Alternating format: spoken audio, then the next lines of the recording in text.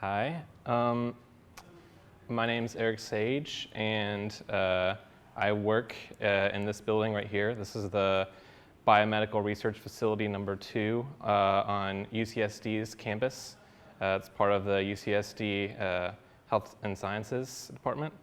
And I specifically work in a laboratory, Triadiker Lab, and I'm part of a large consortium, the Cytoscape Consortium, which is very focused on network biology.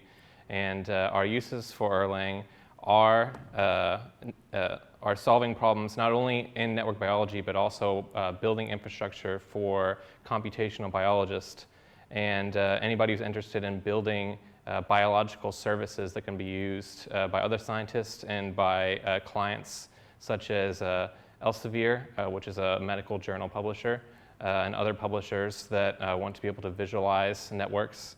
And what I'm going to talk about today is building a scientific telecommunications network, which is our infrastructure that we've built out in order to house services like an automated gene ontology machine, which I'm going to get to in a little bit. So what I want to go through today is an example of a biological service and what that biological service will be used for. And then I'm going to gather some requirements on what it is that the biological community needs from Erlang. And then we'll supply some, not necessarily maybe bad solutions, but solutions that don't meet the needs of the scientific community perfectly. And then we'll supply our solution, which does use Erlang, and the reasons why it uses Erlang, and the features and challenges that we faced using Erlang. And then we'll go into some details about deployment, such as how we've deployed using Docker and Rebar3. And then we'll evaluate the final product that we've come up with and go over next steps for our product. So biology today, network biology, is specifically interested in gene annotations and other types of networks that hold information that describe your genome and the products of your genes. So there are many complicated biological processes that are occurring in your body right now. And the basic building blocks, or at least the instructions to create those building blocks, are your genes. So if you have a network, a Go annotated network, which is a gene ontology, then you have a mapping of genes to gene products.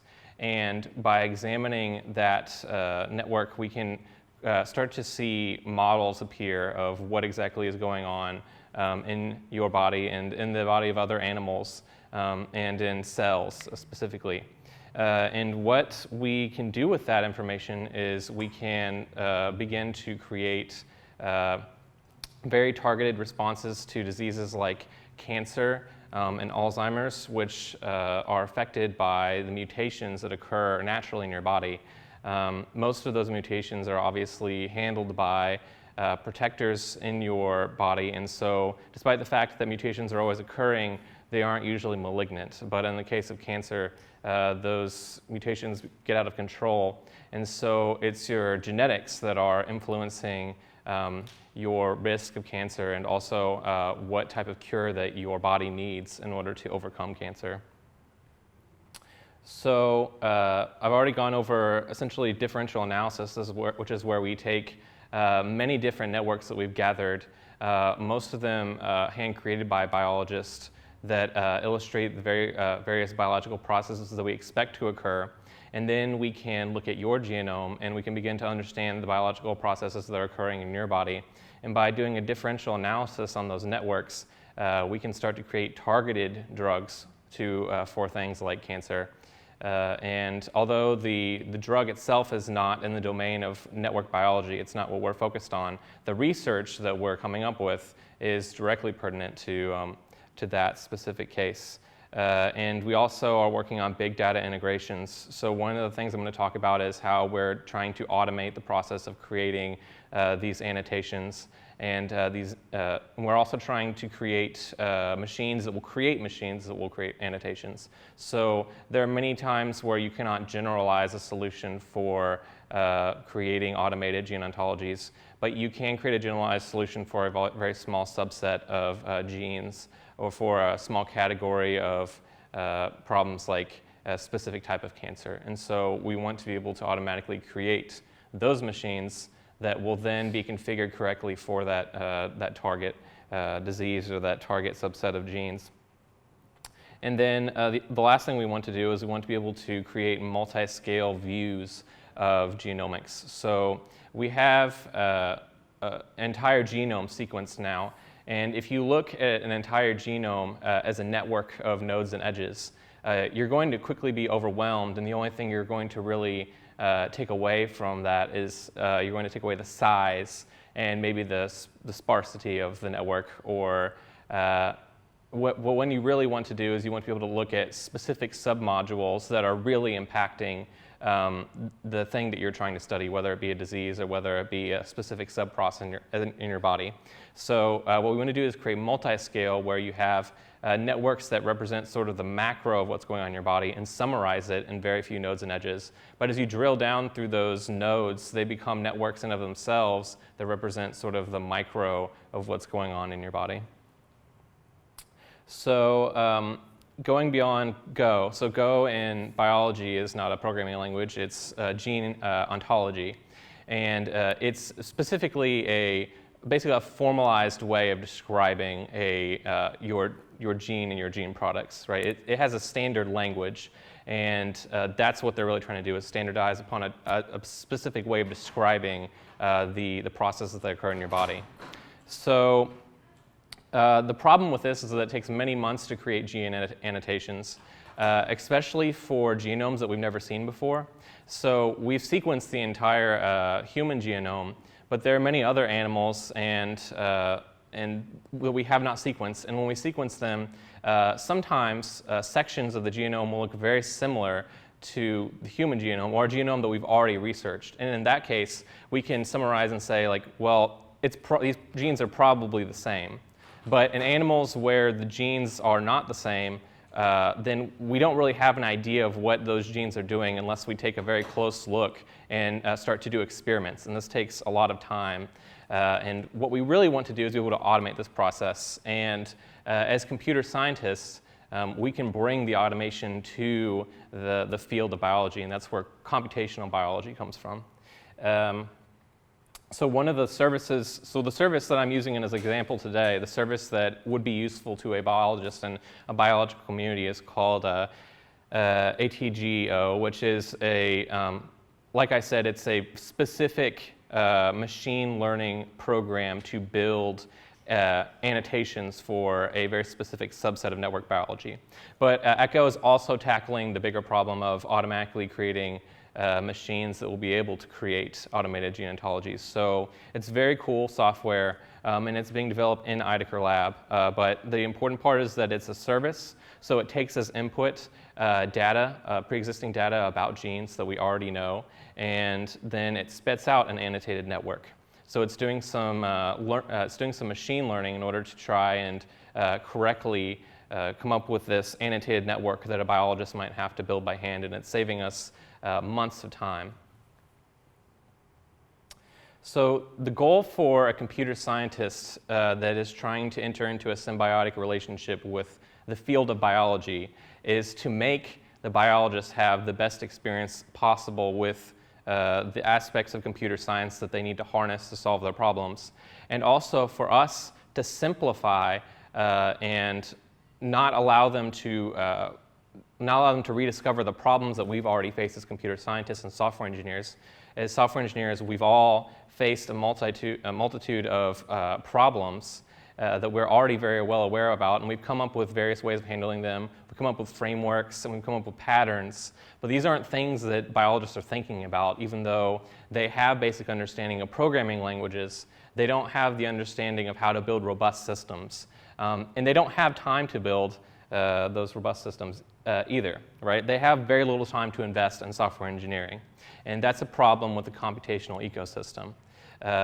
when you have very little time to invest in that, because you're focused on biology, your PhD is in biology, and that's really where the entire world is getting the benefit, is from the discoveries we make in biology and not in computer science, then it's up to us as software engineers and computer scientists to come up with better ways for them to develop services that will be of greater use to humankind. And the other problems with how biologists create services is that they do construct poor implementations and suffer from reinvention. Reinvention in the sense that a lot of times it's very hard for them to share code with one another because they don't have access to the same types of service discovery that we've discovered, and also because the implementations they create are often created off-cuff to fulfill the requirements of a thesis, right? So your discovery is getting you a PhD. And it's the discovery itself that's important, right? But the implementation is also important to many people who want to go farther with that, or who actually find a use in that in their own products, or are trying to create products, right? And so what we want to be able to do is not only get people to discover things and get their dissertations finished, but also for us to have a finished product at the end of the day to deliver back into the community, and that's going to add double the value. So yeah, the summarization here is that software is hard and biology is hard. You should only pick one. So the software engineers can do the software, and the computer scientists, we can offer them the know-how to build robust services, or at least insulate them and handle that complexity ourselves, which is what we're going to talk about in a little bit, and then let them handle the other hard part, which we have no business getting into, which is the biology, right? If we separate the concerns and we each tackle our own problems, then we'll have a much better chance of succeeding in the long run. So the requirements for these biological services is that they do need to be able to scale, because lots of these services are going to be so popular that, and so resource intensive, because these aren't easy problems, that we need them to be able to scale up to handle large loads, and then we need to be able to distribute them for fault tolerance, because there's no point in having services if they're not going to be up. We need to be able to locate them and also allow them to become discoverable by other biologists, because we don't want people reinventing the wheel. And one of the hardest parts about becoming a PhD is that you have to know the breadth of your field, or else you could just be reinventing or redoing some bit of research that someone's already done, and we don't want that. And then the last is we need to organically grow these services such that they will remain useful, but also will stay very low in the overall complexity.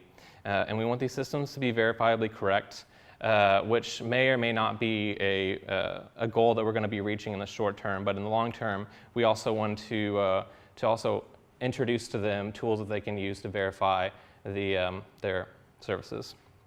So the first thing that comes to mind when you think of services is a service-oriented architecture, right? It's a very fashionable thing to build right now. It's to build a distributed system of services because it does have a lot of nice properties. It allows you to standardize upon a certain set of principles for your services. It offers free discoverability, and the evolvability of a SOA is immensely easier than a monolithic system. And there are lots and lots of other properties of SOAs that we don't get into, like late bindings, which are really only important for us computer scientists. But we want them to inherit those properties, because eventually it will be used to them as well. So here the illustration is of a community where you have many services, and each one of those services providing a different biological functionality to the overall community, and everyone is able to access that community. So a few okay ideas for implementing a SOA, and some of these are really good ideas if you're a computer scientist or a software engineer. So you can enforce an ecosystem. If you enforce everyone to use one language and one framework, then you can just build a framework that handles all of the fault tolerance and all the scalability problems, and allow them to write a minimal amount of code. Unfortunately, this isn't possible. These engineers are using a multitude of different languages. Each one has its own strengths and weaknesses and its own libraries: Python, R, Bioconductor, Pandas. These are all different languages that have different strengths, and some of them can't even handle some of the problems that we mentioned in our requirements. So we're going to need to skip over shoehorning them in one ecosystem and allow them to discover and continue to use all of the resources available to them in all these different communities. The next approach we can take is the Jeff Bezos mandate, which if you've ever seen the paper that was delivered by Jeff Bezos to his employees, it spells out how they are going to create a service-oriented architecture by mandating that all services have good isolation and all of them are basically becoming good neighbors of one another. And that's also not possible because in order to have the type of services that Amazon has, you have to have both the resources and you also have to have the talent pool of software engineers in order to make this happen. And while we do have very talented computer scientists, we don't have nearly the resources to sit there and write the service for every single biologist that comes through the door. And neither should we, because it's up to the biologist to understand and assure that the algorithms that are being implemented are correct. And then the last thing is that we could choose an enterprise-grade SOA tool like an enterprise service bus, but again, this falls sort of under the same category of enforcing an ecosystem because a lot of these enterprise service buses do fall under the one ecosystem rule, and a lot of them are both overkill for the biological community, which is very focused on doing biology and not learning the ins and outs of frameworks or XML or anything like that. We want them to focus on being able to write just the minimal amount of code to get their service out there and make it useful to biology. So we do have a symbiotic relationship here. We are reliant upon these biologists to further the knowledge of humankind and to solve these very, very distressing problems that we have with our health. But at the same time, it's up to us as software engineers to provide them with the tools necessary for them to focus on those problems and not on the problems that we've already solved for them. So our solution is called Elsa, which stands for the Erlang Submit Agent. And I'm going to get a little bit more about why it's called the Erlang Submit Agent. But essentially, it's a routing node. It runs on a server, and you connect services to it. So on the right-hand side, I have a lot of services. It also handles the versioning of those services. So at the top, we can see that right now the annotation as a service is on version 2, while some of the other services are still on version 1. And then we have a lot of clients, some who may be using one service, some who may be using a subset of services. But Elsa is essentially adding a middleware that encapsulates all the complexities that the services would have normally have had to handle themselves. And that's really the power that we're going for here. No longer do these biologists need to create robust services because Erlang as a technology is already robust.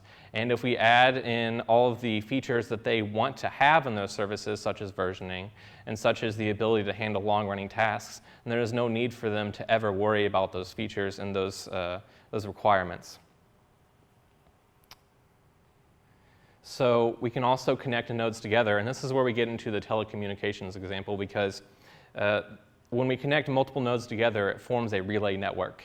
When you have a client that wants a service, if the node that is currently connected to connecting to doesn't have that service, it can relay and create a channel between nodes to a service, and that service's connection becomes registered to that client such that there is a dedicated pipe, and that dedicated pipe is why it's defined as a relay network.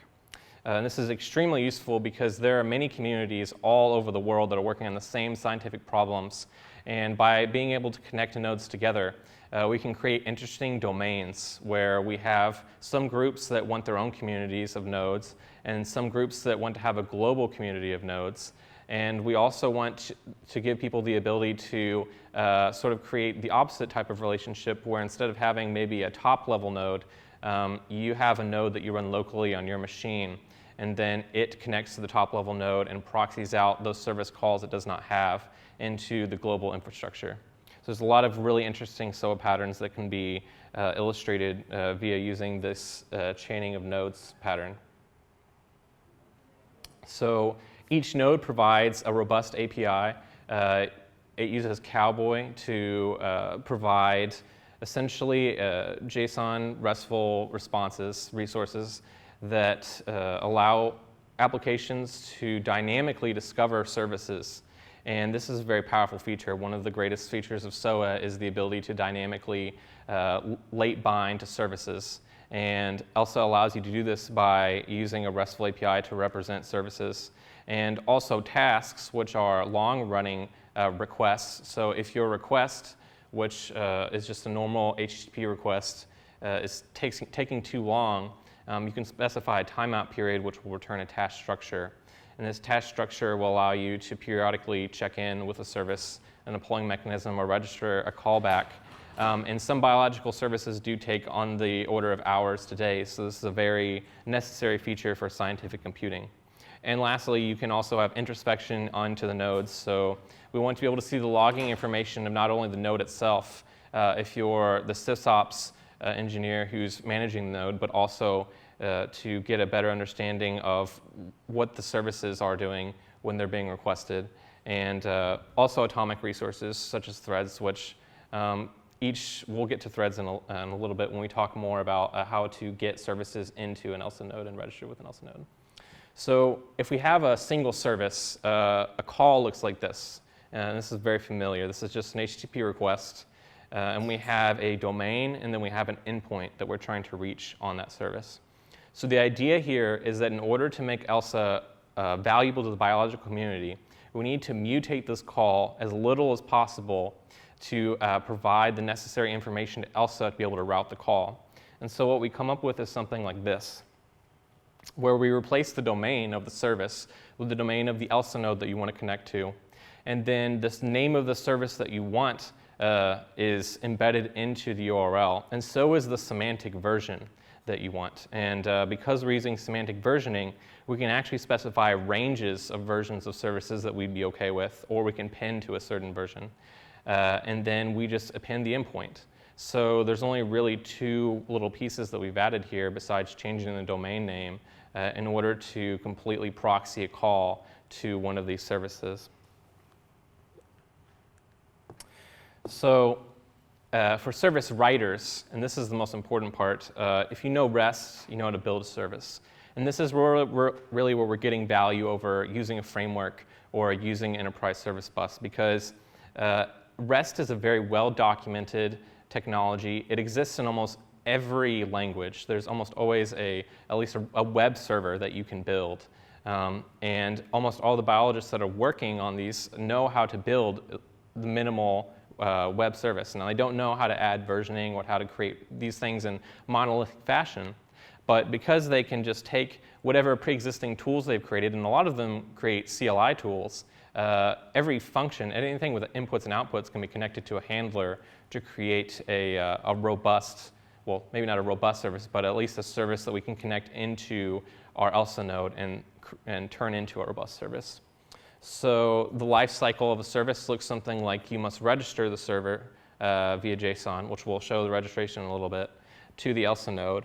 And then you just receive requests like normal. And to the service, after it's registered, it doesn't even know that it's a part of some large relay network that's providing it all these benefits.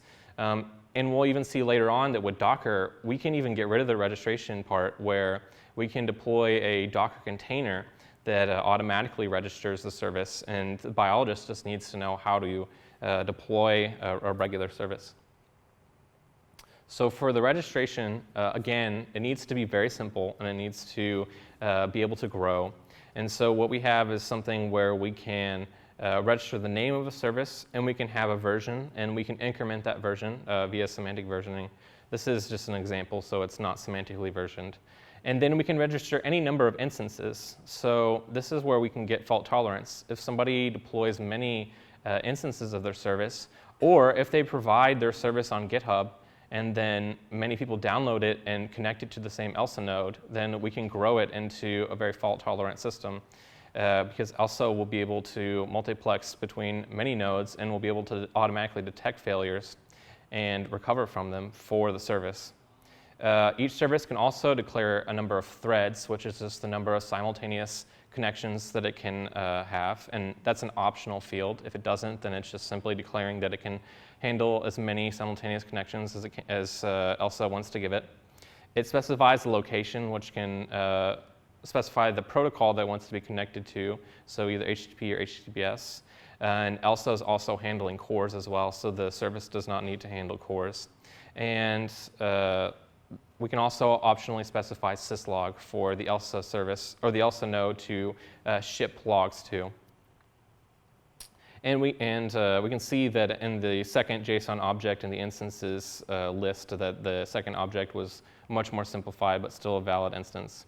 So just with this small amount of JSON, we've handled versioning, we've handled adding multiple instances, forwarding logs and service discovery, load balancing amongst those services. And this is nothing that the service writer needs to worry about. And this is nothing new if you're familiar with building SOA applications, but what's unique about it is that we've made it so simple for these people to become a part of who aren't familiar with these types of architectures and with these types of answers to the hard questions of how do I make my services ready for the real world.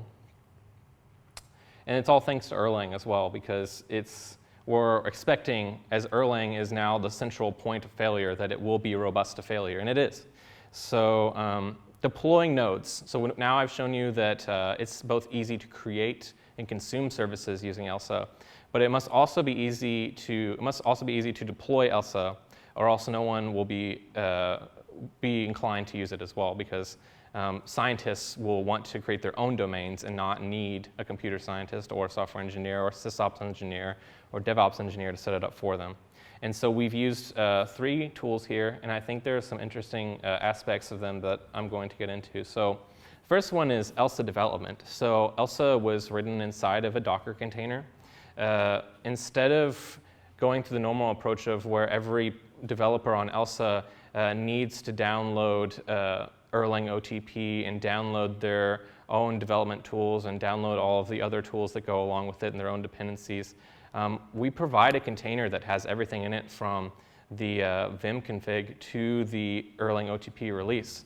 And so all you need to do is run our container, and you have an entire development environment. In fact, the same development environment it was written to. And so this is not only a shippable infrastructure, but also shippable development environment.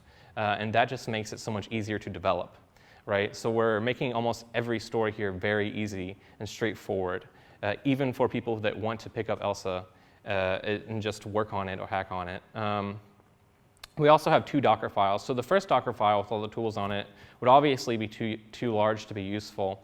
But if we have 2 Docker files, which is perfectly okay, in fact, Docker automated builds on Docker Hub can handle this, then we can have 1 Docker file that actually builds the release. And when the image is built, it just switches out the sys.config file for a sys.config.docker file, since obviously inside the container, the characteristics of the node are different than outside if you're running it just on a bare node. And we can also set up the dev container such that when it is run, its entry point is the Rebar3 tool. And Rebar3 has made the development of this so much easier than we could have ever have imagined. And so we're really thankful for the Rebar team for making it such a great tool. So I mentioned earlier that with Docker, we can actually get rid of the registration. And this is one of the probably most advanced uses of Docker that we're currently using. And that is that with Docker, the idea is that you always have one process running per container, correct? But we can actually sneak processes into the container. And how we do this is we have an on-build instruction. And so if a biologist has a service that's written in R, they inherit from a bioservice with an R tag. And the bioservice image has an on-build instruction that sneaks in a very small, lightweight application that understands how to read in the environment variables and register itself with an Elsa node. So no longer do the biologists even need to know how to make HTTP calls to an Elsa node to register or how to serialize JSON. All they need to know how to do is simply set up some HTTP handlers, and that's really incredible.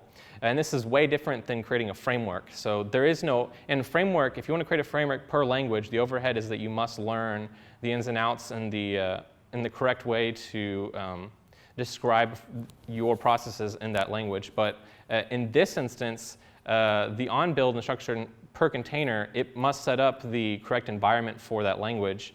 But the on-build is always putting in the exact same application every time, so you don't have to create a different registration application for R, for Python. It's all written in the same language. And then the deployment is uneasy, so you just use Docker. Erlang is interesting in that it already has a distribution story, so it doesn't really fit the same mantra of pack as many containers into an instance as possible. You would normally want to only deploy a Elsa node on one host and then deploy the rest of your Docker containers containing all of your services on other nodes, which could be running anywhere. And this really fits in nicely with other tools like Kubernetes or Compose or Mesosphere, which don't really solve the networking problems that Elsa is trying to solve. And one of the things that I've run into while using those tools is that I always wanted a better way to perform service discovery. And so I think this is not only solving problems with the biological community, but is also sort of solving that problem of how do you very simply set up services that are running on these platforms to connect to one another and form a cohesive distributed application. So what we've come up with so far with evaluating Elsa is that there's very little investment to use it, and it's very easy to use. There's not a whole lot you need to know. The tutorial is very small, and that's exactly what we wanted. We didn't want to provide a framework that has a lot of cool features but has a very large tutorial to biologists. We wanted to say, we know you have services that are providing great value, and we know that you have created great algorithms, but we need to handle for you those problems that all pieces of software eventually encounter. And so I think we've really done that very well. And we benefit a lot from SOA as a whole, so we were very well aware of all the benefits of SOA, and there are even more benefits like late binding, where we can get into building frameworks on top of Elsa that will allow us to essentially connect services at the very last possible moment and gain all sorts of additional properties. And we've also created a central point of development, so no longer do we need to walk from biologist to biologist saying, okay, now you need to add this to your code in order to become robust, or you need to add this to your code to be able to handle this or that. Instead, we can just work on Elsa. And whenever you work on Elsa, you're not just providing benefit to Elsa, you're providing it to all the services that are going to be connected to Elsa and all of the clients that will be connected to Elsa. And the cons are that there is a round trip delay, and that's something that we're monitoring very closely. But so far, the millisecond delays that we are seeing from using Erlang instead of going directly to our service is so small that the value we're getting from using the system and the features that it comes with are far outweighing that. And then we also have the central point of failure problem. And this is really why Erlang was the right tool for this job, because Erlang, it gives you these guarantees that if you distribute it in the correct way and you write robust Erlang code, that you're going to get nodes where you can be sure that they're going to stay up, right? That's the story of Erlang, is that it is a system that was built for telecommunications, for nodes that need to stay up. And they're going to run for a very long time, and that's what we needed. So we see this as sort of a big win for the scientific community, being able to use Erlang as it was intended to really get value for these scientists and biologists. And this is some more examples of computing in biology. I'm not going to go over them, but just to say that computing has done so much for the biological community is really an understatement. I mean, when we first sequenced the first human genome, it took us a decade of research and time and $1 billion, and now it takes in the hundreds of dollars and in the order of hours, and that's really, really incredible because it only happened 20 or 30 years ago. And so now we're trying to add even more value to the biological community by giving them not only the ability to automate the things that they're working on, but make those things available to everyone in the community and make them shareable and make them as robust as the services that we're creating for one another and we're creating for end consumers that aren't programming. And we're going to continue to work on this, and through these services, we're going to continue to analyze and get a better understanding of genomes and the interactions of genomes and the interactions of cells. And by doing that, we're going to be able to create more targeted cures for diseases. And we're going to be able to better understand the history of human evolution as well. And we're going to be able to draw out models of computation from biological systems. So you've already probably encountered neural networks and genetic algorithms, which take their namesakes from the processes in the human body that we've modeled, and we're going to get a lot more of that in the future. So, so where we need to go next is we're going to be working on creating a GUI, an administrative GUI for the node, and adding in more features like scheduling, pluggable scheduling, drivers for scheduling, and working on node latency, and just working on the overall robustness of the node. And if you want to go further with this, we have Cytoscape, which is the main consortium that is funding this project. And we also have two versions of Elsa. One is our previous version that's currently in our main repository, and the version I have on my GitHub, which is sort of a next generation. And I'd like to acknowledge Dr. Barry Dimchak and Dr. Trey Eideker, who are sort of the forerunners on this project. All right. That's it. Any questions? Yeah? So does Elsa handle the fact that the services the biologists are writing may go down? Yes, yes. So what we're doing is we're adding in basically a general way to detect service failure by using sort of a heartbeat mechanism. But in the future, we might add in more fields to the registration document that would allow you to sort of subscribe maybe status endpoints, or for you to be able to ping the Elsa node. And that way we can add additional strategies that will be flexible to the different types of services people might create. I assume Elsa does like distribution of the load between, I mean, if you have multiple instances of a single service. Right. But when I say service, I mean the biologist. So you have multiple instances of one, and I assume Elsa distributes the load among them transparently. Right, and so that's a well understood algorithm is scheduling. And right now we have basically a pluggable architecture where you can add in different ways of handling service load distribution. So one of the easiest ways is just round robin, or selecting service that has the least amount of threads or the most amount of threads, and working that way. Because you could also have multiple instances that have different number of threads, but they're still the same service. And so you can then make the decision on whether or not you think that you'd rather fill up the smaller servers first and then go to the larger servers, or whatever it is that's going to be most economical for you. Right. Yeah, no, I was wondering because, I mean, perhaps you have 10 requests, and from those 10 requests, only 2 are extremely expensive, and perhaps just a round robin may put them on the same server, for example. Right. So Right. my question was more like, is there a way for the services to signal Elsa and tell them, hey, this request is, I don't know, really big or something like that? Well, there's no way for Elsa or the services to do that yet, but Elsa does have essentially like a tacked-on protocol where if the service where the client can send a tolerance in a header, and if the tolerance is specified in milliseconds, and if you want sort of like a task structure and then allow the service to wait and perform its computation before sending a response back to you, then that's fine, because you're going to have a structure that's going to detail how to get that information later. So yeah, I mean, that doesn't directly address the problem of well, some services might want to handle long loads and some might be better at handling shorter loads, which is a good idea for future schedulers. Sorry, last one. Okay.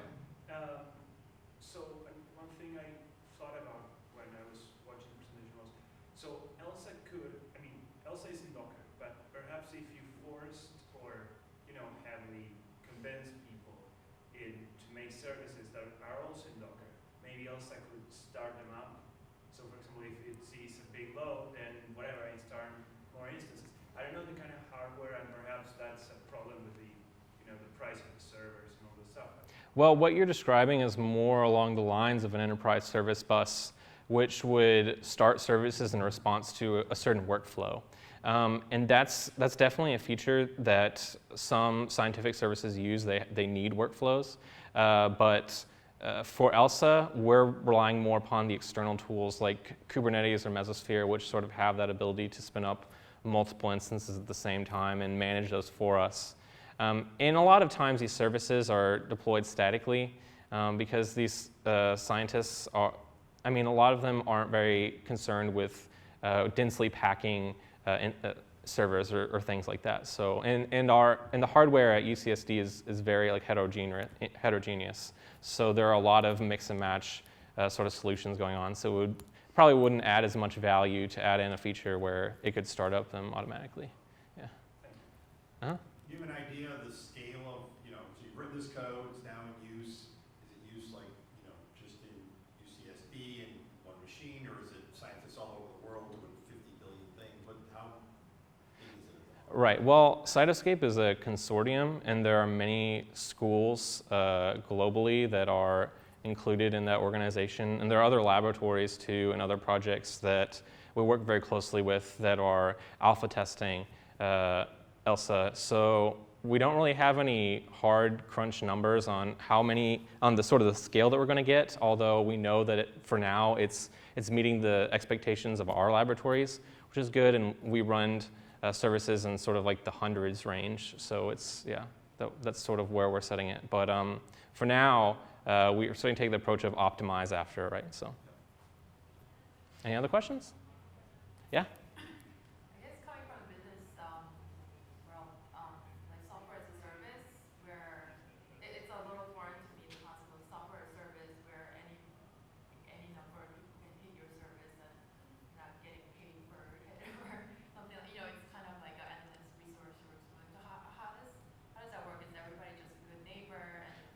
Right, that's a very important topic, right? Does Elsa need to handle security, and how secure do these services need to be? And the answer right now is we don't need security. We are in a community where security isn't paramount to our mission, and a lot of our things are cordoned off from the rest of like the global networks that you're deploying these business services on. It could be an important part in the future for us. But right now, the internet was developed in laboratories where security wasn't concerned, and it remains to be so that for biological services, the security isn't a paramount feature for us. Right. Is it all running like in a single place with Cytoscape, or is it like every institution wants to run Elsa has its own kind of on-premise thing? Right, well, that's the reason why the domains is so important to us and the ability to connect to nodes, because some institutions need to have their own Elsas. Some of them have grants that specifically are saying we need to package up this entire thing and have everything running like right here. And so for them, they need their own node, they need their own repository of networks, they need everything. And so for them, they're going to be consumers. But other times, we can sort of connect all services from different institutions together. And we have services running in Amazon and services running at the San Diego Supercomputing Center, and they're all connected to the same Elsa nodes. So yeah, we are getting some of that, and the stories are varied there.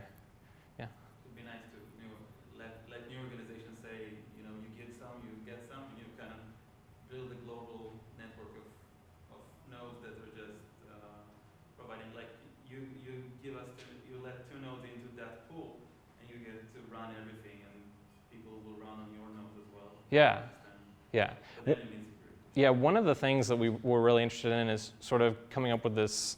It's been done many times before where people have said you can donate resources to scientific computing communities, and they'll run their services on your hardware, and then you'll be participating in or in donating extra hardware and extra resources to these communities who are trying to solve these challenging problems.